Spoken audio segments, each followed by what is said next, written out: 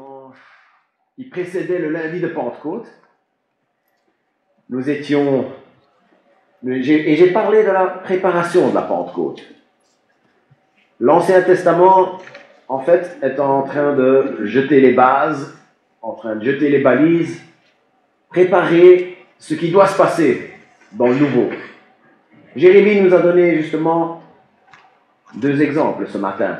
Il a parlé de Job, qui espérait, qui voulait ce médiateur. Et puis on voit dans le Nouveau Testament que Jésus nous est présenté comme celui qui intercède auprès du Père pour nous. Il a aussi parlé de la nouvelle alliance et le fait que la parole de Dieu allait être sur le cœur de chacun. Nous allions tous avoir cette possibilité de pouvoir recevoir le Saint-Esprit pour pouvoir comprendre. Il n'y avait plus besoin de passer par les prêtres, par les prophètes. Il y avait ce désir qui était là, qui est exprimé dans l'Ancien Testament et qui est réalisé en Christ. Et moi, je vous avais parlé du fait que la Pentecôte, ce qui s'est passé à Jérusalem ce jour-là, 50 jours après la résurrection de Christ, c'était en fait dans la continuité de la fête de la moisson. La fête de la moisson était présentée en filigrane dans l'Ancien Testament. Et c'est une moisson qui a débuté le jour où l'Esprit de Dieu a été versé sur toute chair. Et c'est une moisson qui continue encore aujourd'hui. Dieu avait prédit par les prophètes et par Jésus lui-même que cette moisson allait commencer. Et ce jour-là, 50 jours après la résurrection de Christ, le monde a été témoin de ce qui était la naissance de l'Église. L'Église a vu le jour, cette assemblée voulue par Dieu dont nous avons la joie, le privilège, et d'ailleurs nous avons même le droit de nous en vanter, de faire partie de cette Église-là. On n'a pas le droit de nous vanter de faire partie de l'Église de Liège, l'Église de Martin, non. Mais nous avons le droit de nous vanter d'appartenir à l'Église de Christ, cette assemblée, ces gens rachetés par le sang de Christ. Nous pouvons être fiers d'en faire partie. Le Saint-Esprit était à l'œuvre de toute éternité, et il est encore aujourd'hui. Toute personne qui s'est tournée vers le Fils, faut-il le préciser, a le Saint-Esprit, on peut le dire. Dieu a fait en sorte que tout soit parfaitement bien cadré. Mais l'homme, étant l'homme, faillible, a pu semer pas mal de confusion dans la doctrine du Saint-Esprit. On dit que nous sommes capables du meilleur comme du pire, mais que c'est dans le pire que nous sommes les meilleurs. Et quelque chose d'aussi simple que l'action du Saint-Esprit, l'homme a réussi à semer pas mal de confusion là-dessus. Alors ma mission pour ce matin, et je l'ai acceptée, c'était de tenter de clarifier un peu certaines choses que la Bible dit par rapport au Saint-Esprit. La première chose qu'il faut se dire, c'est que chaque fois que la Bible parle de quelque chose, il n'est pas forcément en train de dire la même chose à chaque fois. Pendant l'étude biblique, il y a 1 semaine et demie, j'avais pris l'exemple du lait. Chaque fois que la Bible parle du lait, il ne parle pas toujours exactement de la même chose. Dans l'épître de Pierre, quand il parle de lait, il parle simplement de nourriture spirituelle, de choses qui nous donnent des forces. Tandis que plus tard, dans l'épître aux Hébreux, quand on parle du lait, c'est même un peu ironique. Le lait, ce sont les choses simples, élémentaires. C'est bon, c'est un bon début, c'est même important. Mais on ne pourra pas aller très loin avec ça, et on risque de finir dans un état d'immaturité. Et d'ailleurs, l'auteur de l'épître aux Hébreux, il est même un peu ironique, humoristique dans son approche, en disant « Vous devriez être au-delà de ça. Vous ne devez plus être en train de boire du lait. Il est temps de prendre un bon petit steak, là. » Donc quand il parle du lait, c'est pas tout le temps dans la même chose. Et c'est la même chose du Saint-Esprit. Chaque fois qu'on utilise « rempli du Saint-Esprit », ça ne veut pas toujours dire exactement la même chose, chaque fois qu'il utilise cette phrase-là. C'est le contexte qui nous indique ça. On peut voir autour que c'est écrit de manière claire quand on lit tout le chapitre ou tout le livre. Et j'espère pouvoir mettre un peu de clarté dans tout ça. Que vous allez vous coucher, je ne vais pas dire moins bête, mais moins confus. Et pouvoir apporter quelques balises par rapport à ça. Je vous avoue, je ne le cache pas, ce cours est fortement inspiré, cette prédication est fortement inspirée du cours de la doctrine du Saint-Esprit, pour utiliser le mot bien théologique scientifique, la pneumatologie. La pneumatologie, c'est le cours que j'ai suivi à l'Institut biblique et qui avait été construite d'une manière assez simple, même si on allait vraiment très profondément dans les détails. Et j'ai décidé de réutiliser la même construction que ce cours avait été construit par mon prof de l'époque, Ian Masters. Comme on dit, ça ne sert à rien de réinventer la roue. Si ça a fonctionné pour moi, j'espère que ça fonctionnera aujourd'hui. Tout d'abord, il y a l'œuvre initiale du Saint-Esprit. Le premier discours, le jour de la première Pentecôte, a été donné par Pierre. Et nous trouvons en conclusion à ce discours, c'est le jour de la Pentecôte, en Acte 2, les versets 38 et 39, Pierre leur dit « Repentez-vous, que chacun de vous reçoive le baptême au nom de Jésus-Christ pour le pardon de ses péchés. Et vous recevrez le don de l'Esprit Saint, car la promesse est pour vous, pour vos enfants et pour ceux qui sont au loin, en aussi grand nombre que le Seigneur notre Dieu les appellera. » Nous recevons le Saint-Esprit à notre conversion. Il vient sur nous quand nous nous repentons. Quand je parle de cette mot, repentance, repentir, c'est pas un simple « excuse-moi » et puis on continue comme avant. La notion de repentance qui est ici est parfois traduite dans certaines Bibles, et je crois que c'est pas pour rien. Changer radicalement. Changer sa manière de penser. Voilà ce que c'est. Et quand nous nous repentons de cette manière, quand nous nous en remettons entièrement à Dieu, nous nous engageons vis-à-vis de lui, quand nous décidons de nous repentir, de changer de vie et de vivre selon son diapason, c'est à ce moment-là que le Saint-Esprit vient sur nous pour réaliser son œuvre initiale. Vous vous êtes un jour repenti, vous avez le Saint-Esprit en vous.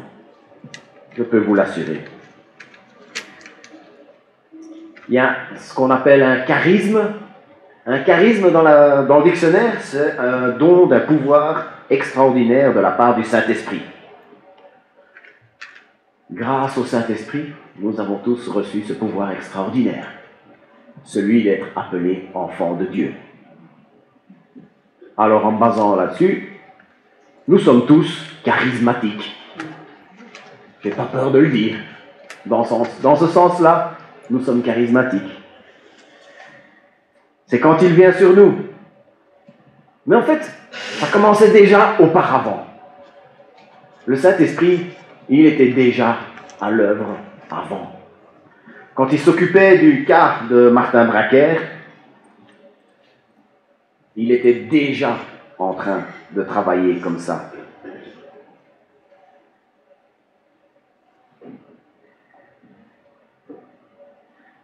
Il était déjà en train de s'occuper de mon cas personnel avant ça. En Jean 16,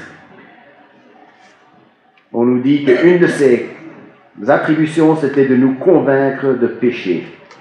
Alors je crois que la grosse erreur du siècle présent, c'est de nier la gravité du péché. Ça se passe dans le monde, certainement. On ne se rend pas compte à quel point le péché est grave. Mais pour pouvoir se repentir, il faut être conscient du fait qu'il y a de quoi se repentir. Nous pouvons nous réjouir que ce ne soit pas un souci chez nous, mais beaucoup d'églises ont un problème. Ce n'est pas un problème que nous avons ici, mais beaucoup d'églises ont ce problème-ci. C'est qu'il y a quelqu'un dans l'assemblée qui est atteinte d'une affection qu'on appelle la surdité tonale. Ce sont les gens qui, pour faire court, qui chantent comme des casseroles, même s'en rendent pas compte, et qui en plus pensent qu'ils chantent bien. Il n'y a qu'à regarder Nouvelle Star, Star Academy, les auditions bien sûr, vous voyez de quoi je parle. Et ce qui est marrant, c'est que puisqu'ils pensent qu'ils chantent bien, ils chantent plus fort que tout le monde. Et ils viennent voir le pasteur pour demander de s'occuper de la chorale et qu'on les aide à devenir artistes, etc. Ça cause pas mal de problèmes dans certaines églises. Je remercie le Seigneur que jusqu'à présent, je n'ai pas eu ça. D'ailleurs, je ne sais même pas s'il y en a qui sont atteints de surdité tonale. Et s'il y en a, ils le savent, chantent doucement, s'occupent d'exprimer leur louange à Dieu. Mais pourquoi est-ce que je raconte ça? C'est parce que ces gens ne se rendent pas compte du problème qu'il y a. Et si il faut le leur dire, et en plus il faut le leur faire comprendre, il faut qu'ils le croient quand on le leur dit.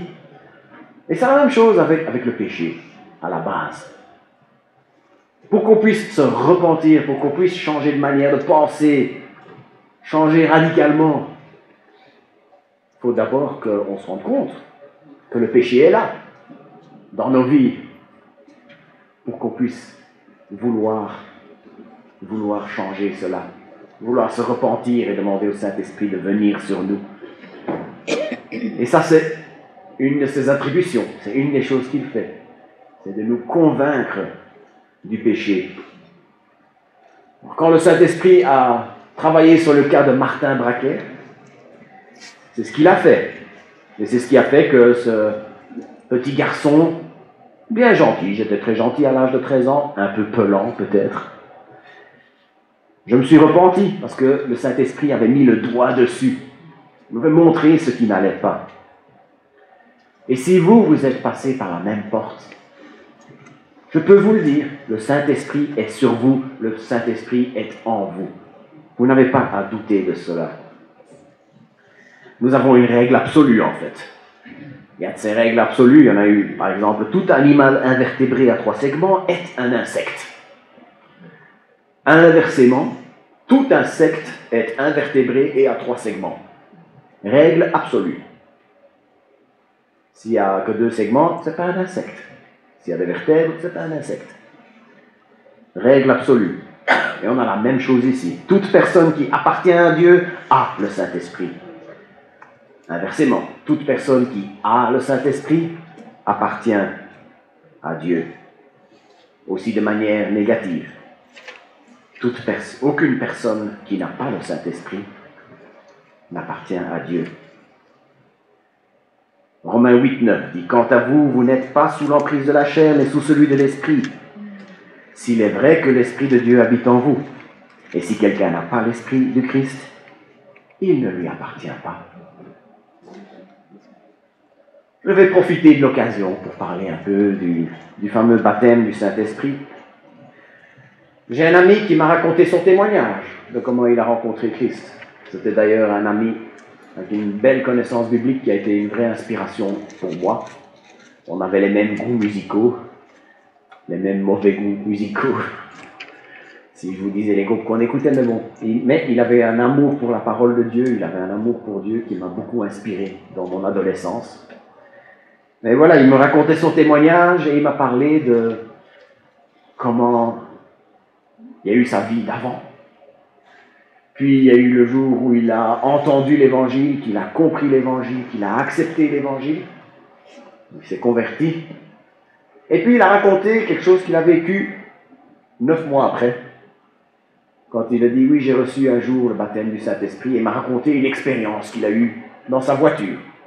Une expérience intense, émotionnelle, où il a ressenti la présence de Dieu de manière presque tangible. Mais vous savez quoi? Avec le recul, je me dis, ce que ce frère précieux a vécu était certainement un don du Saint-Esprit. Le Saint-Esprit avait été à l'œuvre ce jour-là. C'est ce qui l'a d'ailleurs poussé à se lancer dans le ministère. Mais ce n'était pas un baptême. Ça venait bien du Saint-Esprit, mais ce n'était pas un baptême. C'est ce que je pense. Je ne vais pas l'affirmer, je ne suis pas omniscient. Parce que le vrai baptême du Saint-Esprit, il l'avait déjà eu auparavant. Quand il a accepté l'Évangile, il l'avait reçu dès le jour de sa conversion. Je prends la peine de mentionner ça parce que je pense que c'est important. C'est quelque chose qu'on a dû me faire avec moi à un moment donné. On a dû me rassurer, et j'espère pouvoir faire ça aujourd'hui. Parce que je n'avais pas eu ce genre d'expérience. Alors je pensais que j'avais une foi qui n'était pas tout à fait juste, qui n'était pas tout à fait au point. Il a fallu que je sois rassuré là-dessus. Et c'est quelque chose que je veux vous rassurer aujourd'hui. Si vous n'avez pas ce genre d'expérience, il ne faut pas penser que vous avez une foi de niveau inférieur. Vous avez une foi, une relation avec Dieu qui est parfaitement valable, parfaitement acceptable à ses yeux, même si vous n'avez pas ce genre d'expérience. Si vous avez ce genre d'expérience, remerciez le Seigneur, essayez de les transformer en œuvre pour sa gloire. Voilà, ça c'est pour parler de l'œuvre initiale du Saint-Esprit. Il agit sur nous, il vient en nous et il opère notre conversion. Il opère et il cause notre rédemption. Et puis, après, il y a son œuvre continuelle. Une œuvre initiale, puis une œuvre continuelle. Tout au long de notre vie chrétienne, il agit en nous. Je viens de lire Romains 8, et un peu plus loin dans le même chapitre, il y a ce passage, Romains 8, 26 et 27.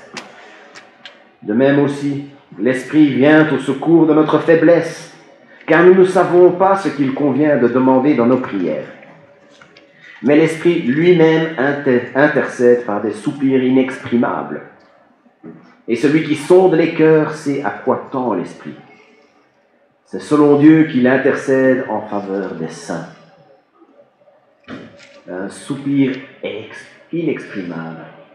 Je me demande bien qu'est-ce que ça veut dire. Il paraît que c'est du bon français. Je me demande bien qu'est-ce que ça veut dire. William Hendrickson l'a exprimé d'une manière absolument extraordinaire et je me suis dit ça vaut la peine de tout simplement vous le traduire. Merci à Microsoft Traduction qui m'a fait gagner un peu de temps pour ça. De vous le traduire et de lire ce paragraphe dans son commentaire. Romains 8 enseigne que les croyants ont deux intercesseurs. C'est bien écrit, c'est moi qui l'ai mal lu. Le Saint-Esprit et le Christ. Christ accomplit sa tâche d'intercession dans le ciel, Romains 8, 34, Hébreux 7, 25, 1 Jean 2, 1. Le Saint-Esprit, il exerce son travail d'intercession sur la terre. L'intercession du Christ a lieu à l'extérieur de nous. L'Esprit Saint, il agit en nous, c'est-à-dire dans nos cœurs mêmes. Dans Jean 14, 16 et 17. Le Christ prie pour que les mérites de son œuvre rédemptrice soient pleinement appliqués à ceux qui ont confiance en lui. Le Saint-Esprit prie pour que les besoins profondément cachés de nos cœurs, besoins que nous ne reconnaissons parfois même pas, puissent être satisfaits. L'intercession du Christ peut être comparée à celle d'un père, chef de famille, pour tous les membres de la famille. L'intercession du Saint-Esprit nous rappelle plutôt celle d'une mère agenouillée au chevet de son enfant malade, et dans sa prière présentant les besoins de cet enfant au Père céleste. Et puisqu'il y a harmonie parfaite entre les personnes de la Sainte Trinité, de sorte que l'intercession de l'Esprit, accompagnée de gémissements, coïncide complètement avec la volonté du Père. Le résultat doit être que cette intercession soit toujours efficace. Il n'échoue jamais. Aucun des saints n'est jamais perdu. Tous atteignent enfin le ciel. Nos prières sont parfois bien maladroites. Et c'est pas grave. Parfois, nous ne savons même pas par quoi commencer. Et c'est pas grave. parce que le Saint-Esprit prend le relais. Nous sommes malheureusement encore dans la présence du péché. Et c'est pour ça que nos prières ne sont pas à la hauteur.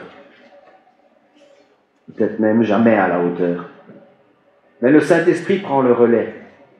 Parce que lui, il sait exactement ce dont nous avons besoin. Il sait exactement ce que le Père désire pour nous. Alors le moment, j'ai parlé du baptême du Saint-Esprit. Tant que je suis en mouvement, maintenant il est temps de donner un peu mon opinion sur le parler en langue. Tout d'abord, ce soupir inexprimable, ce n'est pas le parler en langue, tout simplement parce qu'il est inexprimable. Les langues sont exprimées. Nous avons ici quelque chose d'inexprimable. Si on fait la synthèse de tout ce que le Nouveau Testament nous dit à propos des langues, je suis arrivé à cette conclusion, c'est qu'on nous en parle très peu. Et puis, mais on nous en parle quand même. Le fait qu'on en parle très peu fait que je ne pense pas que ça justifie que ça devienne le point central d'une pratique d'église. Que tout tourne autour de ça. Je ne pense pas que c'est une possibilité qui nous est offerte. D'un autre côté, on nous en parle peu, mais on en parle quand même. Ce qui veut dire que je ne suis pas au point de pouvoir taxer d'hérétique chaque personne qui un jour parle en langue. Je n'oserais pas, puisque la Bible nous en parle quand même. Le Nouveau Testament en parle, mais force est de constater qu'il nous met énormément de mises en garde. Faites attention à ceci, faites attention à cela. Et c'est à cause de toutes ces mises en garde que nous sommes persuadés que nous n'attristons pas le Saint-Esprit, que nous n'attristons pas le Seigneur, si nous décidons que dans notre Église, nous n'allons pas le pratiquer ouvertement pendant nos cultes. Je ne pense pas que nous attristons le Seigneur. Il y a des églises où des gens qui aiment ce genre de choses puissent se sentir bien chez eux. Et notre vision pour notre Église, c'est que nous soyons un lieu où des gens qui ne sont pas à l'aise avec ce genre de choses puissent se sentir bien chez eux. Que les gens qui vont dans des églises, qui pratiquent ce genre de choses, puissent trouver un endroit où ils grandissent spirituellement. Et que les gens qui ne sont pas à l'aise puissent venir ici et puissent quand même grandir spirituellement. Voilà. Si jamais le Saint-Esprit nous dit qu'il est temps de changer, de faire autre chose, il me le dira, mais il ne me l'a pas encore dit. Voilà un peu notre vision là-dessus. La Bible nous en parle peu. Nous ne sommes pas obligés de l'inclure, mais il nous en parle quand même. Donc, toute personne qui en pratique, je ne vais pas les étiqueter comme hérétiques et je ne les mettrai certainement pas dehors. Le but, c'est d'avoir des conversations saines et ouvertes. Le Saint-Esprit nous aide à prier. Et puis le Saint-Esprit fait de nous des meilleures personnes. Voilà encore une de ses œuvres continuelles. Galates 5, 16 à 24. Je dis plutôt, marchez par l'Esprit et vous n'accomplirez jamais ce que la chair désire. D'ailleurs, c'est quand je me suis rendu compte que ce premier verset, c'est la clé pour comprendre tout ce qui est dit par la suite, que ce passage est devenu beaucoup plus clair à mon esprit. Je vais le relire. Je dis plutôt, marchez par l'Esprit et vous n'accomplirez jamais ce que la chair désire, car la chair a des désirs contraires à l'Esprit. Et l'Esprit en a des contraires à la chair. Ils sont opposés l'un à l'autre, de sorte que vous ne faites pas ce que vous voudriez. Mais si vous êtes conduits par l'Esprit, vous n'êtes pas sous la loi. Or, les œuvres de la chair sont manifestes.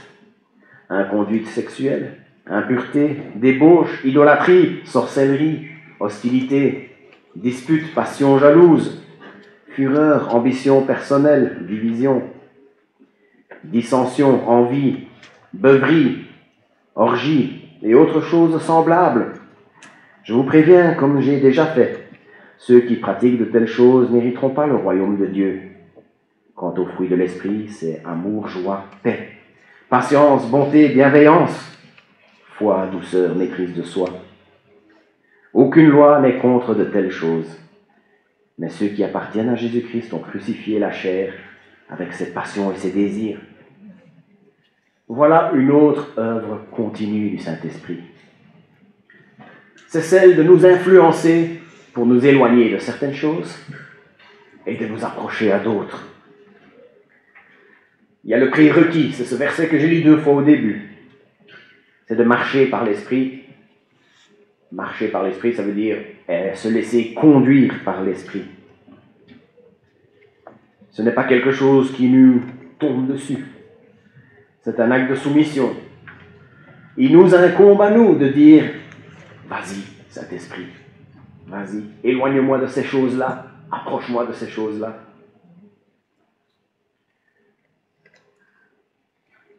Si on se laisse guider par lui, il nous pousse à nous éloigner de tout mal.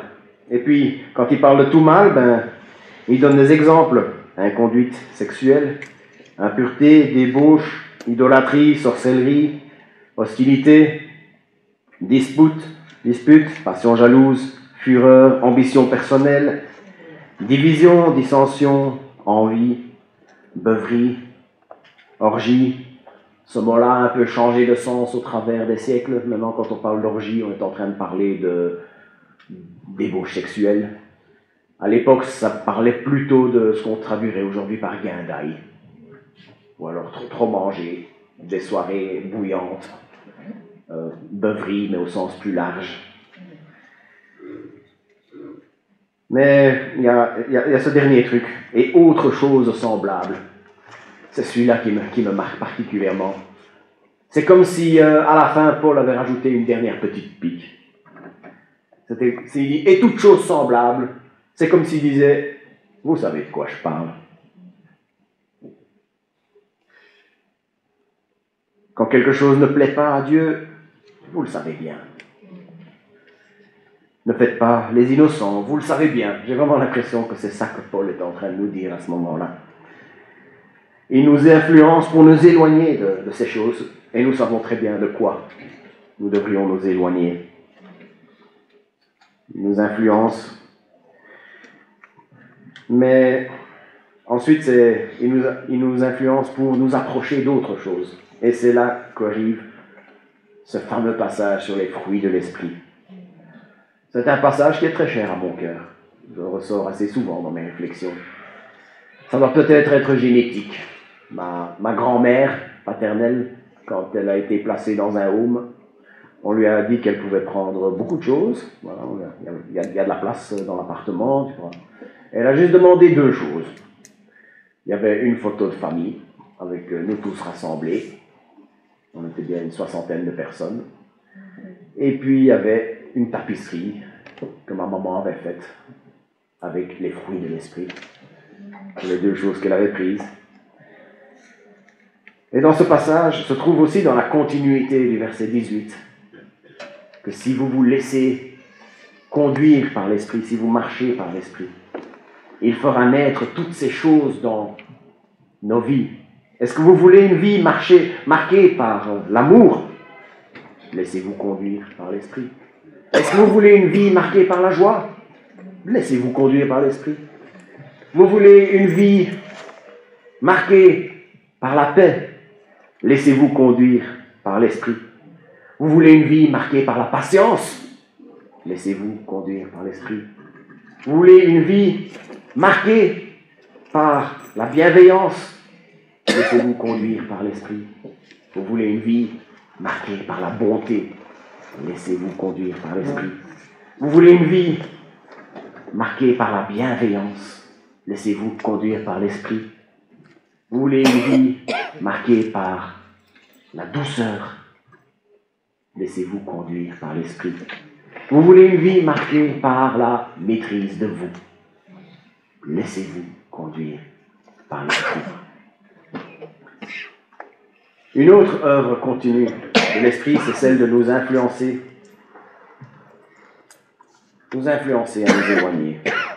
Il y a donc cette œuvre initiale. Et puis il y a une œuvre continue. De cette manière, nous sommes tous toujours remplis de l'Esprit Saint. Mais nous ne sommes pas toujours de la même manière. Il y a aussi les derniers types de manifestations, des manifestations ponctuelles. L'initiale à notre conversion, la continue tout au long de notre vie, et puis il y a des petites manifestations, petites parfois grandes, tout au long, mais des ponctuelles. En Luc 4:1, on voit Jésus rempli du Saint-Esprit qui se rend au désert pour être tenté. En Acte 4, on voit Pierre rempli du Saint-Esprit qui s'adresse aux chefs du peuple et aux anciens d'Israël. En Acte 13:9, on voit Paul rempli du Saint-Esprit qui confronte Élymas. C'était un de ses détracteurs très puissants. En fait, il s'agit d'instants où ils étaient complètement sous le contrôle de l'Esprit. Il y a des moments ponctuels où le Saint-Esprit agit de manière particulière au travers d'hommes et de femmes. L'expérience de mon ami dans sa voiture, je pense que c'était ça. Il y a des moments ponctuels où l'Esprit agit de manière particulière. Mais c'est différent de quand Paul dit « Ne vous enivrez pas de vin, c'est de la débauche, au contraire, soyez remplis du Saint-Esprit. » Pas en train de parler exactement de la même chose ici. Et beaucoup de la confusion qui existe aujourd'hui autour des questions du Saint-Esprit arrive quand on confond ces instants exceptionnels avec le travail continu qui travaille tout au travers. On pense que ces instants exceptionnels sont des choses qu'on doit avoir constamment. Ou alors des choses qui sont censées travailler constamment, on pense qu'ils doivent juste arriver à des expériences émotionnelles d'un instant.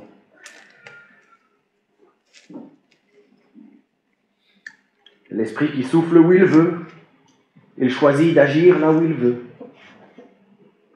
Il choisit parfois d'agir pour nous sauver à l'instant C. C pour conversion, mais il nous pousse vers le bien depuis lors. Et ce genre d'intervention ponctuelle et marquante de l'Esprit existe encore, j'en suis persuadé. Les marques de l'Esprit existent encore. Nous pourrions voir ce genre d'intervention ponctuelle et marquante de l'Esprit aujourd'hui, peut-être parmi nous, ou demain, un autre jour. Mais en attendant, réjouissons-nous de ce que nous avons été régénérés, de ce que le Saint-Esprit nous a travaillé ce jour-là. Et en attendant, laissons-nous conduire par lui pour nous donner plus en plus de place pour que les fruits de l'Esprit puissent pousser sur l'arbre que nous sommes. Peut-être une dernière œuvre ponctuelle que je vais mentionner aujourd'hui, c'est quand il se met à conduire de manière tout à fait terre à terre. Il y a ce passage assez surprenant dans Acte 16, versets 6 à 8. Empêchés par l'Esprit Saint de dire la parole en Asie, ils passèrent par la Phrygie, le pays Galate. Arrivés près de la Mysie, ils tentaient d'aller en Bithynie, mais l'Esprit de Jésus ne leur permit pas. Ils longèrent alors la Mysie et descendirent à Troas. L'Esprit souffle où il veut. Et ici, il décide d'être le GPS de Paul et Silas. Il leur dit, non, pas par là, non, pas par là, oui, par là. Encore une fois, c'est quelque chose de ponctuel. Ne vous entendez pas à ce qu'il fasse ce genre de choses pour chaque petite décision que vous avez à faire. Il vous donne la sagesse pour cela. On rencontre parfois des gens comme ça qui cherchent ce genre d'inspiration du Saint-Esprit pour la marque de dentifrice qu'ils doivent acheter. Je caricature un peu. Mais un exemple que j'ai, c'est une jeune fille qui était venue travailler avec nous pour une campagne d'évangélisation d'1 semaine, de 6 jours. Et au 4e jour, elle est venue me dire, je ne pense pas que c'est la volonté de Dieu que je sois là aujourd'hui.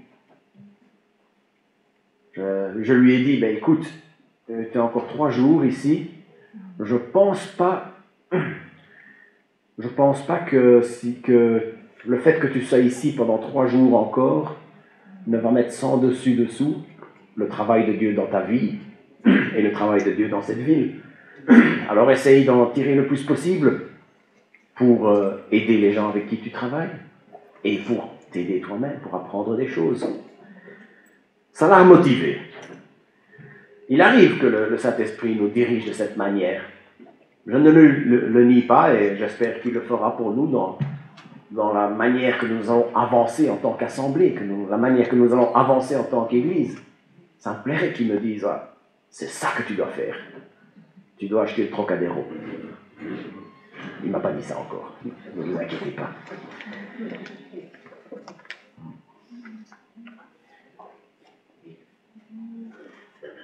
Il arrive que l'Esprit nous dirige de cette manière. Je l'ai vécu et beaucoup d'autres d'entre vous l'ont vécu. Mais ce que je veux dire, c'est que l'Esprit n'agit pas continuellement de cette manière. Souvent, les décisions de la vie, nous pouvons les prendre en faisant preuve de sagesse et de bon sens aussi. Voilà ce que c'est l'œuvre du Saint-Esprit. Il y a une action initiale du Saint-Esprit, où il descend sur nous, il nous sauve, il nous convainc de péché, nous le recevons à notre conversion. Il y a l'action continuelle, celui qui travaille en nous, jour après jour, chaque jour que nous sommes ici, en marchant à ses côtés. Et nous avons ces actions ponctuelles, celles qui arrivent par moments, parfois pour nous guider, ou pour nous aider à répondre à quelqu'un, ou pour faire toutes sortes de choses, ou pouvoir aller là où il veut que nous allons. Ça peut aussi être des expériences où nous le ressentons de manière très émotionnelle, je ne l'exclus pas. Mais comment devons-nous répondre à cela? En fait, il n'y a rien de plus simple. Remercions Dieu pour ce que le Saint-Esprit a fait initialement. Disons-lui merci pour cela. Donnons-nous à l'Esprit pour qu'il puisse agir continuellement en nous. Et puis finalement, restons à l'affût. Restons à l'affût pour les jours où il veut agir ponctuellement, d'une manière ponctuelle. Prions. Notre Dieu, notre Seigneur, nous te remercions pour le Saint-Esprit. Nous te remercions de nous l'avoir envoyé et de nous avoir permis de l'avoir. Te remercions pour son travail qu'il fait d'intercession dans notre cœur, dans nos prières maladroites. Seigneur, nous te remercions parce que il prend le relais. Seigneur, nous voulons te dire merci. Nous le célébrons à la Sainte Seine pour notre salut. Ce travail qu'il a fait, nous sommes reconnaissants pour cela. Seigneur, nous voulons nous laisser guider. Seigneur, pour nous éloigner de toutes ces actions mauvaises. Seigneur, que toutes ces choses qui sont contre ton esprit, cette liste qui est donnée et toutes les autres que nous savons très bien sont t'attristent, te déplaisent. Seigneur, nous voulons nous laisser guider par ton esprit pour nous éloigner de toutes ces choses-là et pour que tu puisses susciter amour, joie, paix, bienveillance, bonté et foi, maîtrise de nous. Seigneur, que ces choses puissent venir en nous, que tu puisses les susciter et que nos vies puissent être marquées par elles. Et Seigneur, si jamais un jour tu décides d'agir de manière ponctuelle, en nous guidant de manière particulière, en nous aidant à répondre à quelqu'un, en parlant à gauche, en parlant d'une manière ou d'une autre, ou même en ressentant quelque chose. Seigneur, nous voulons être à l'affût et nous ne voulons pas le faire taire le jour où tu parles. Seigneur, c'est notre désir profond, celui de te plaire. Nous voulons plaire à ton Saint-Esprit, nous voulons obéir. Notre désir, c'est d'être une assemblée qui avance comme toi tu nous demandes de le faire. Donne-nous de pouvoir savoir quelle est cette volonté. C'est au nom de ton Fils Jésus et par la puissance du Saint-Esprit que nous avons prié. Amen.